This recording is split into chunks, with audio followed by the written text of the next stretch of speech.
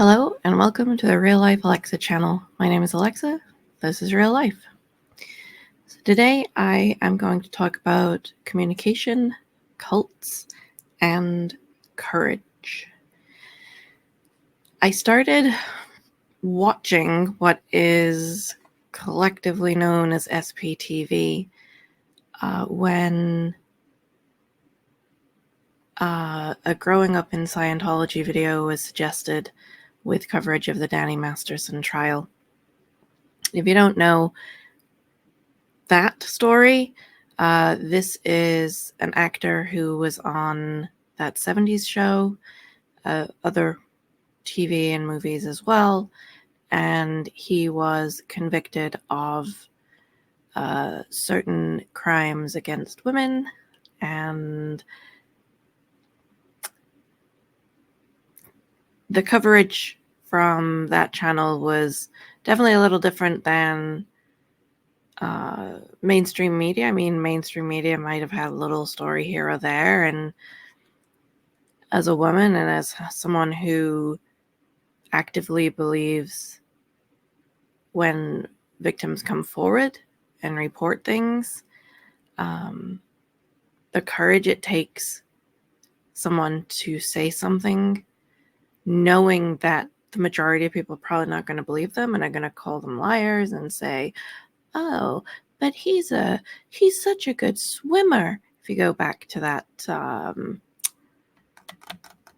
college swimmer case where two, I want to say Swedish people, dragged him off an unconscious woman behind a garbage can, and he almost wasn't held accountable either. I try not to watch the news or read too many newspapers. I look at, I can't remember, and I'll have to find this and put this up, but there's a site that rates all of the various newspapers, online service providers, news channels, all of those, and it rates them on liberal to conservative and then straight facts. I'm gonna get this scale on it. It's like straight facts to super, I don't necessarily want to say bias, but that is the end result. Super just outrage and dramatization and, picking out the most juicy parts of a story and whatnot. So the things that I will do is I will scan the news on certain sites that fall close to the middle and close to the top.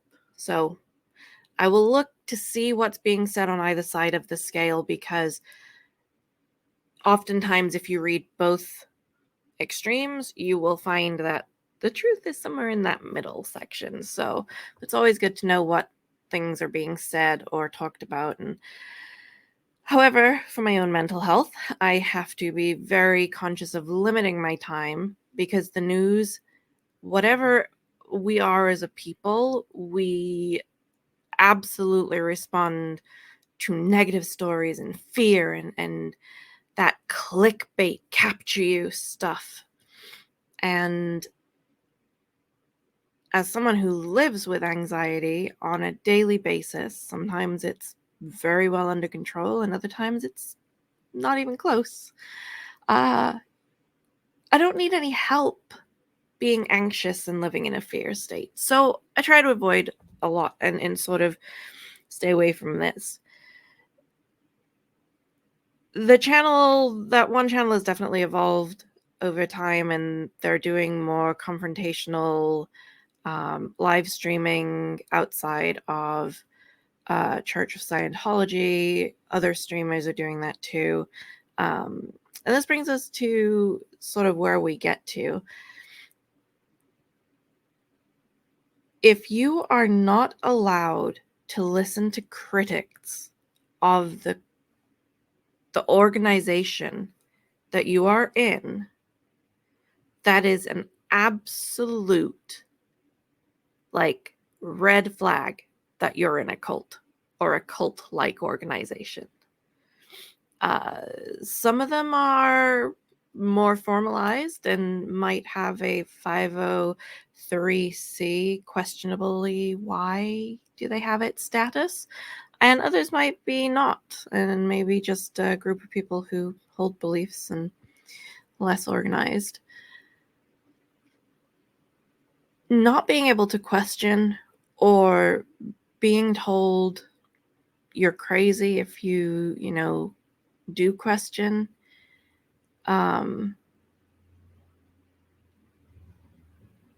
it's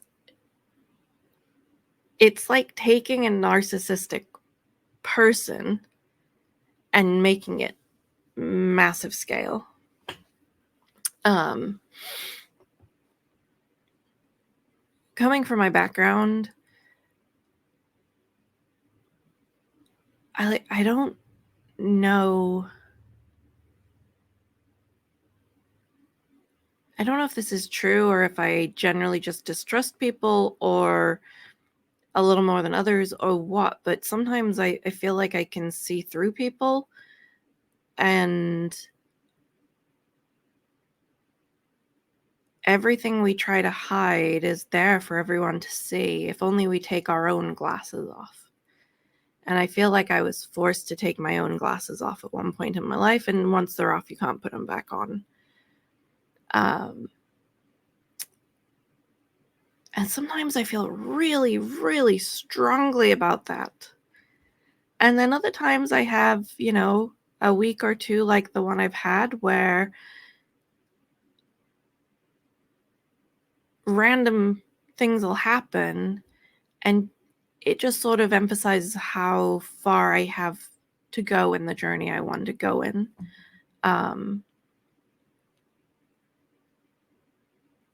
In the past week, there have been some examples that I've noticed on the opposite extremes of good communication and positive, feeling safe to bring up a difficult topic, something you're worried about, constructive feedback when given in the right way to another person. And I've been on both sides of that conversation in the past two-ish weeks, where someone had put their trust in me, and that was so powerful, and I appreciate them being able to come to me and say the things they were saying and unburden their heart. And then I have the opposite. I need a tissue. Sorry. This is real life, and this is what happens. Call it my catch-up crying, because this is not really, I don't need to cry right now, but random things set me off, and I feel like I'm catching up on times I didn't cry in the past. So I was having a different conversation where I was going with some ideas and some feedback, and the person was very open and said, yeah, let's talk about it, right? And I've also had a couple of situations in the past, again, just week or two, where my eyebrows raise and go, oh, wow, no, that's not clear communication. That's not very respectful communication. It's not gonna sit with me very well. And then it brings me to wonder, what are their motivations for communicating in the way that they are? And how much of it is my responsibility to tell them that, yeah, that's very not acceptable. I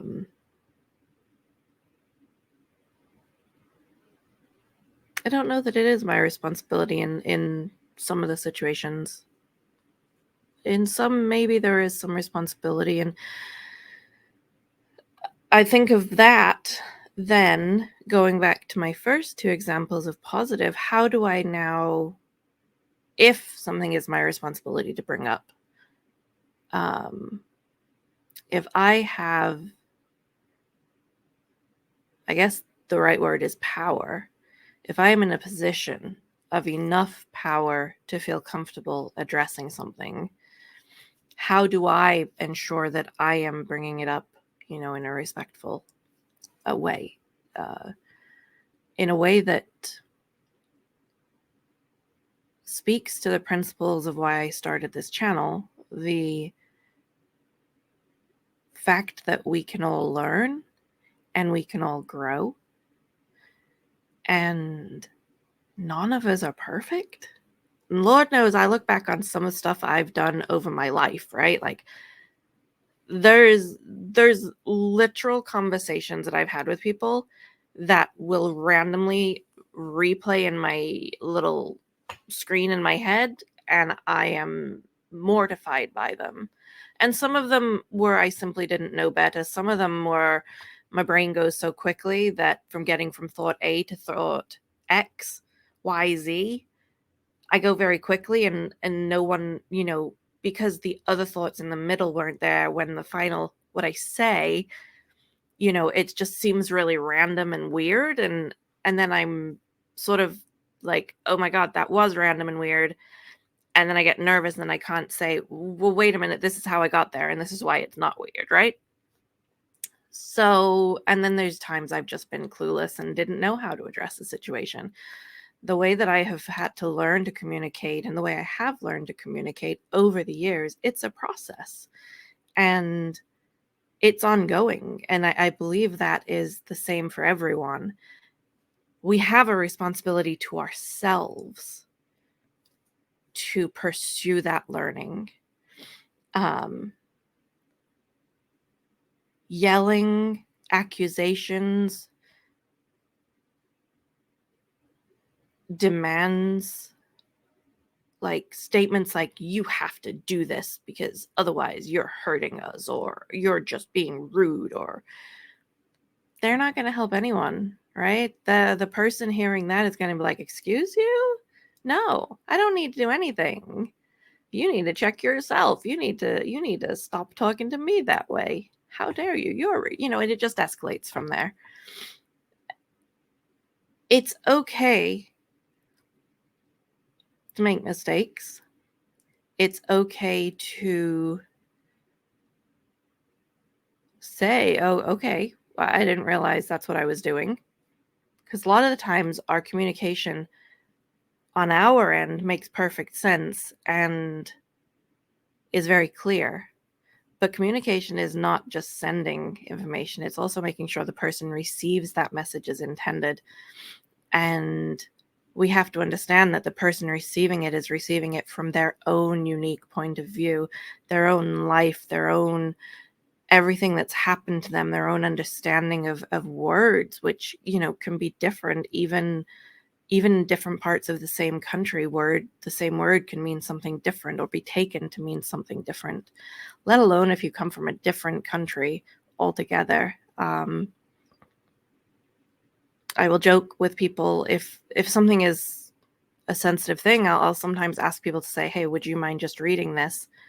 I asked them to translate it from English to American English to make sure I didn't put anything, that to me is perfectly fine and normal, and even little phrases, because if someone misunderstands even a little phrase, the rest of your message can be lost.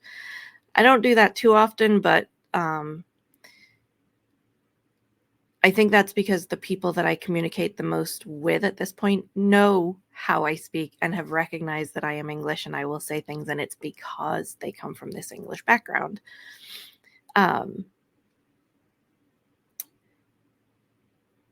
Just before starting this video, I was watching a live interview between two channels, The Lifeboat, which is not Scientology related, and Relatable Reese, which is. And I ask myself why I watch Relatable Reese. And I think it's because watching her grow over the past year, the trauma that she's processing, the way she's approaching her own healing and taking accountability for herself and really actively participating in that healing,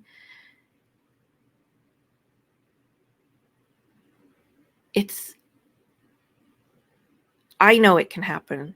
I've been in that position where I was at my lowest and then going upwards. I know how much strength it takes to do that. Even if you have supportive people around you, you are still the person who has to somehow get yourself out of bed in the morning, right? If you're depressed, get yourself out of bed, get yourself washed, get yourself into some clothes that are presentable.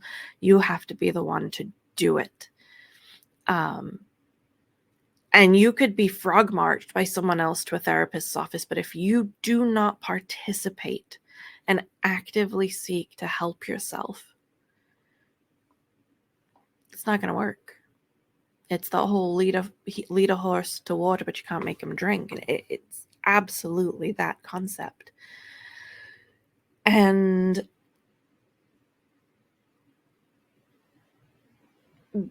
I wasn't in a cult. I wasn't. I don't think I ever would be, although psychology can, we're all susceptible to certain things, and who knows, right?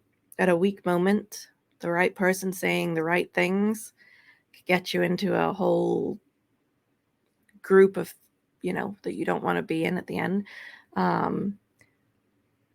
But I was the victim of a narcissistic mother, and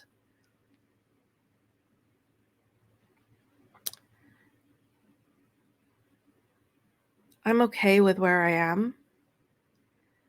But days like today, randomly, unexpectedly saw a picture of my mother, and it's weird how it makes you stop and think about things that you made the right choices, and you're doing the right thing, and there's no going back. There's always a what if, no matter what. There's always a what if.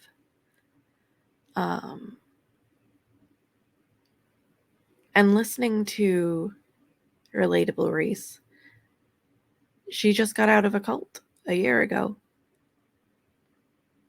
And whether that's the whole church, whether that was just her, the people around her, I'll let you make up your own mind if you want to go and look into SPTV. But trauma is trauma. And controlling behavior is controlling behavior, no matter what package that is wrapped up in. And that brings me to courage.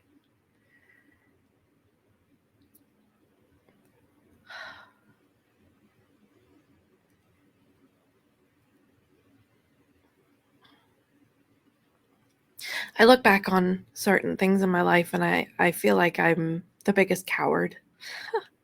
I've definitely stressed myself out worrying about my anxiety disorder. And I don't even know when I first heard this, but a person with no fear cannot be courageous. So, for example, a firefighter who is not afraid and runs into a burning building is not brave, they are stupid. Because you should respect the fire, right? And that was the situation, the story, and the example that I heard. You could probably relate this to a lot of things. A person who does public speaking who is not afraid of public speaking, it's not bravery. It's just doing normal stuff. No big deal. A person who steps outside of their comfort zone a person who does the tiniest thing that in their mind, whether it's right or wrong, is going to destroy the world if they get it wrong, and they go and they do it because it needs to be done for whatever reason, big or small, that's courage facing fear. And I don't think we celebrate people enough for the courage that it does take to stand up to any type of injustice, any type of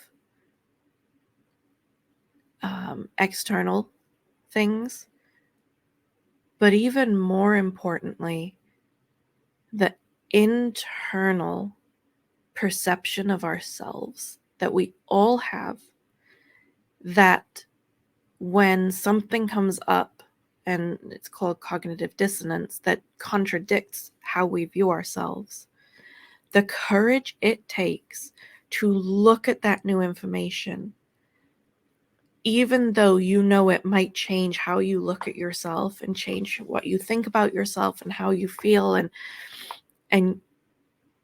how you understand your place in the world to be,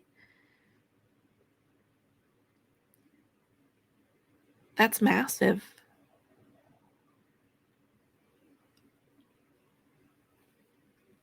And there are other channels and within the sort of SPTV community, it's not one channel at all. And there are channels across the spectrum, people out there outside of Scientology buildings screaming at them and telling other people on the streets about whatever. And there's people like Relatable Reese who really don't do that. Talk more about their personal life and such.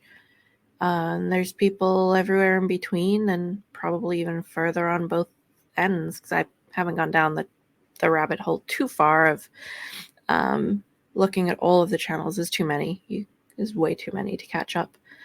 But in each of those, there is a courage. In each of them, there is communication. And some of them are really, you can see them learning how to communicate the point they wish to make so that it is received in the way they are intending it. And there's probably a million battles that they are doing behind the scenes that are never put out there. And there's probably a lot of people out there who are not able to tell anyone their story. And yet they keep on going.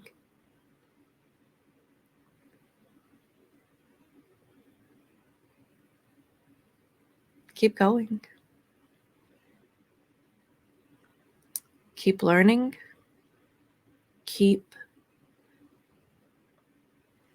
If you can only take a half a step at a time, take half a step at a time. Your journey is yours. It's not anyone else's. And once you realize that you can be free of other people's controlling behavior, truly realize it. That you don't have to be worried about the consequences.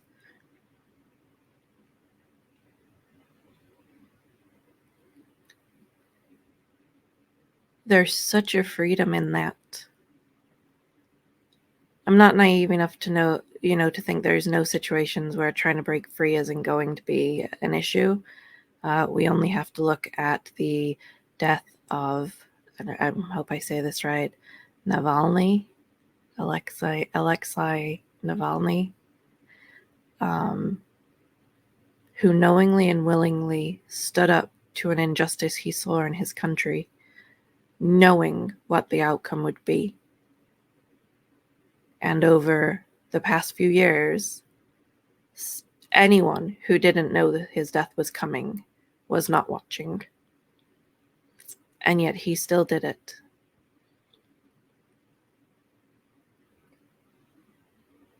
I hope there was some freedom in his choice to speak out.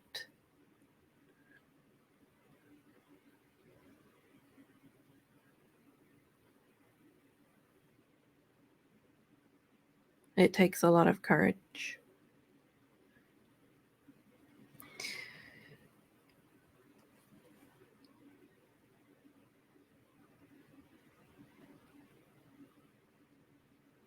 Not quite sure how to end this one. It's gone a bit longer than I meant it to. And very circuitous.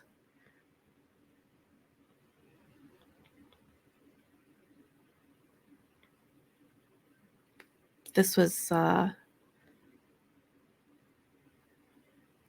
what's been on my mind. Communication. Giving myself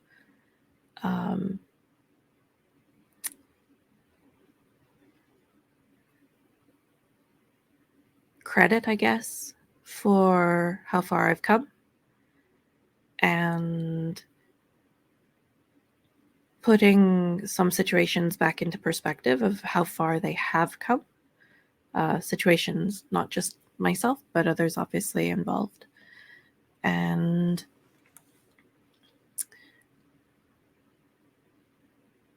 reminding myself that courage it's not always loud and covered worldwide by worldwide media.